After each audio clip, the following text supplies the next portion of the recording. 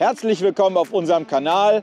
Heute geht es darum, wie wir mit Hilfe von Humminbird und Minn Kota Technik im One-Boat Network richtig geil auf Barsche Powerfishing machen können.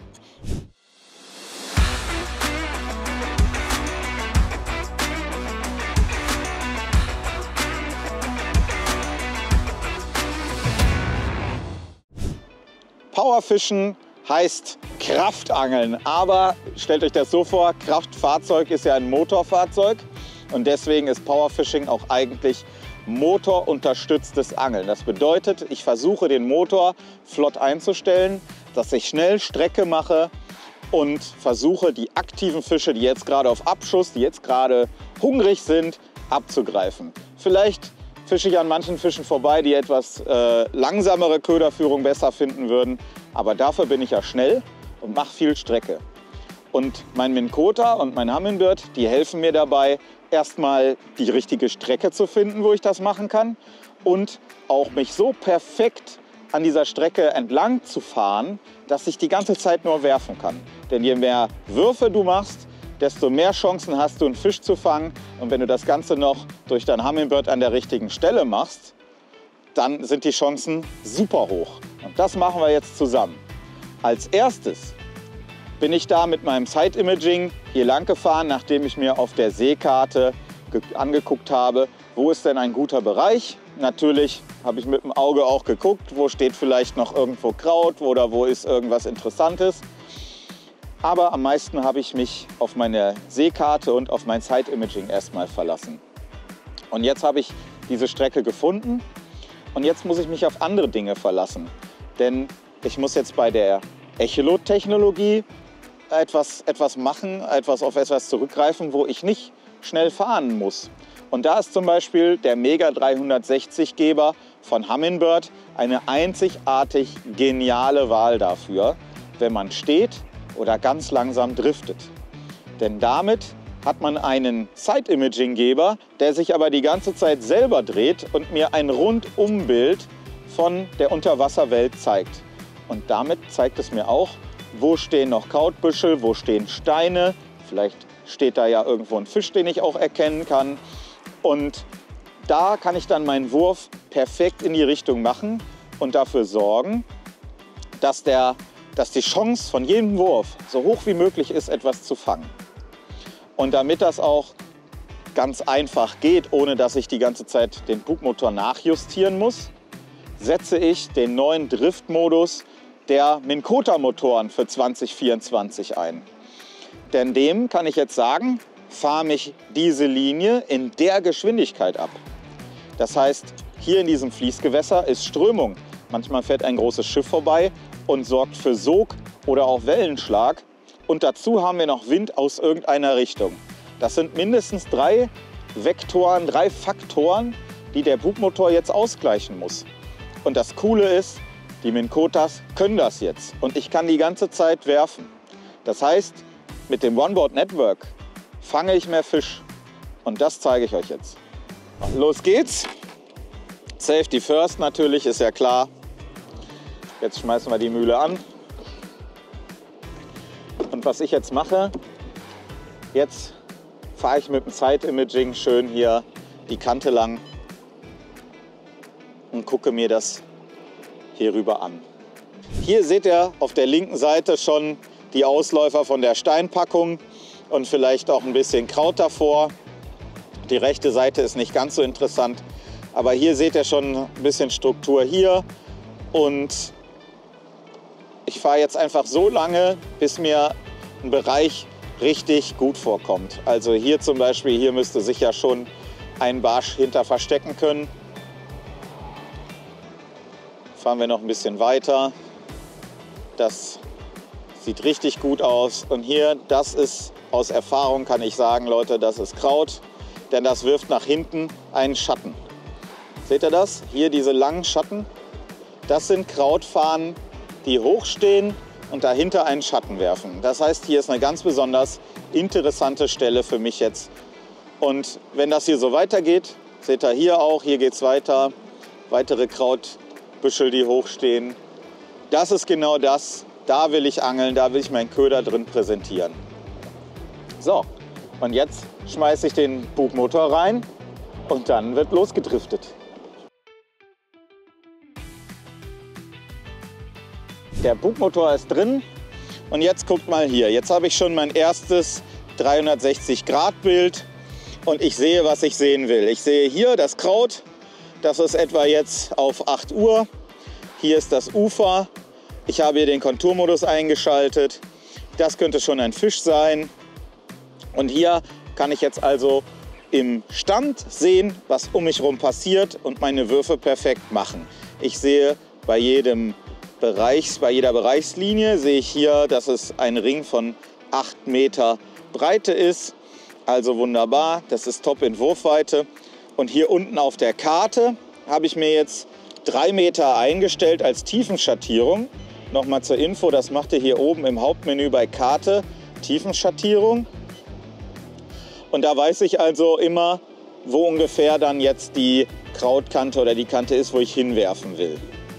Jetzt stelle ich mir den Bugmotor genau in die richtige Richtung.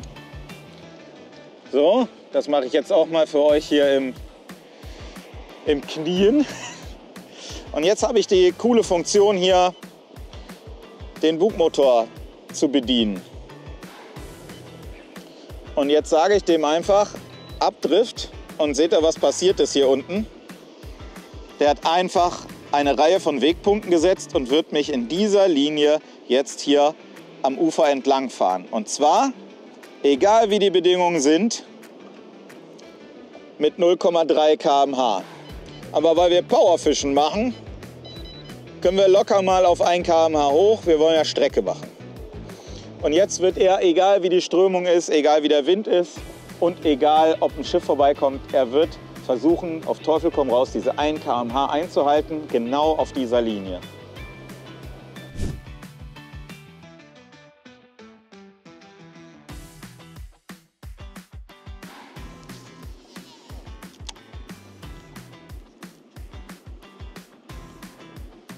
Wichtig beim Powerfischen ist natürlich, dass ihr viele Würfe macht, die gut genau an der Stelle sind, wo auch wahrscheinlich ein Fisch lauern würde.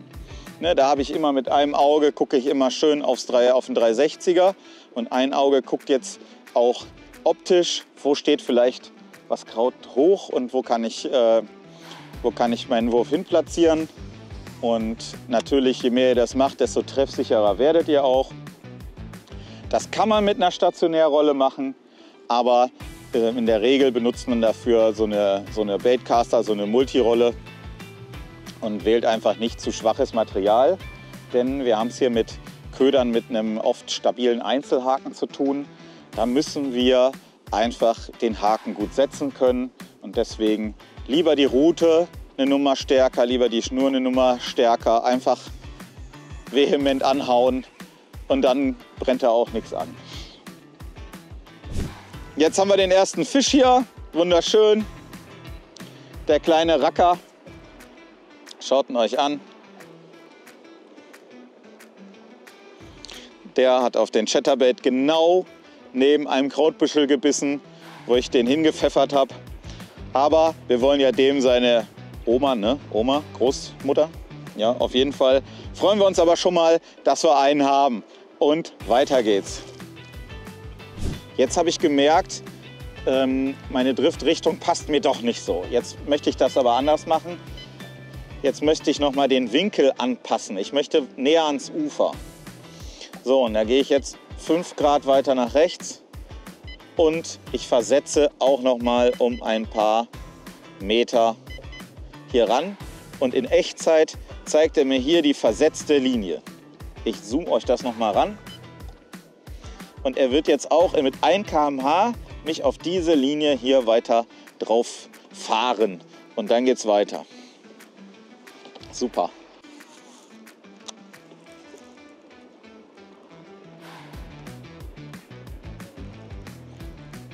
So, ein Chatterbait zum Beispiel, der ist auch relativ krautfrei zu fischen. Man muss dem nur ab und zu mal ein bisschen so einen liebevollen Klaps geben, wenn der im Kraut hängt.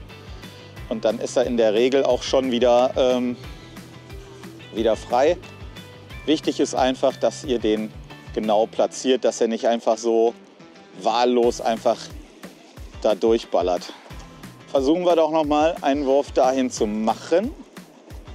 Da habe ich nicht nur mit dem Auge gesehen, dass da Kraut steht, sondern ich habe das auch hier schön auf meinem 360er gesehen.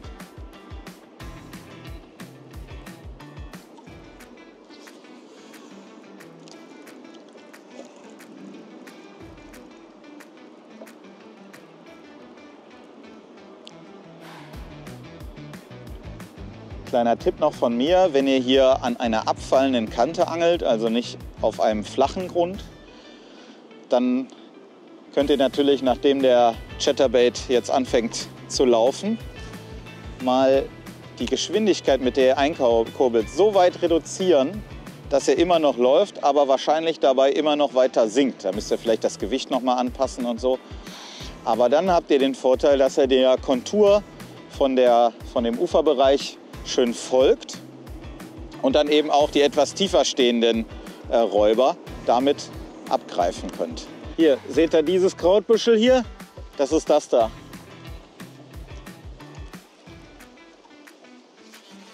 Wo ich jetzt hinwerfe, da ziehe ich es jetzt mal durch. Live-Biss wäre was Schönes gewesen.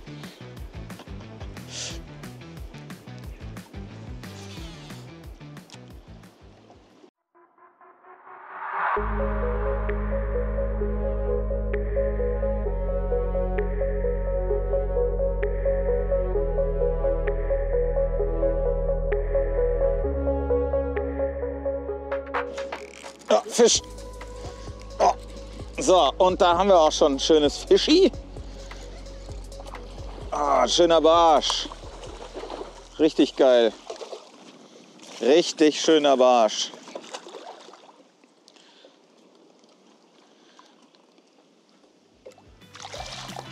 Guckt ihn euch an. So ein tolles Tier. Gute 40 hat er. Der hat richtig aggressiv sich den Chatterbait schmecken lassen.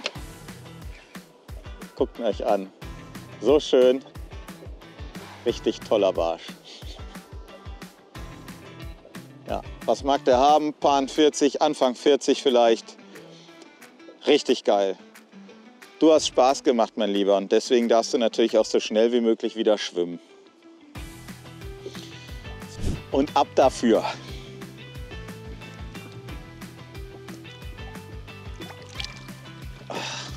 So schön. Und es hat einfach geklappt. Die ganze Technik im Zusammenspiel. Und jetzt machen wir noch mehr davon.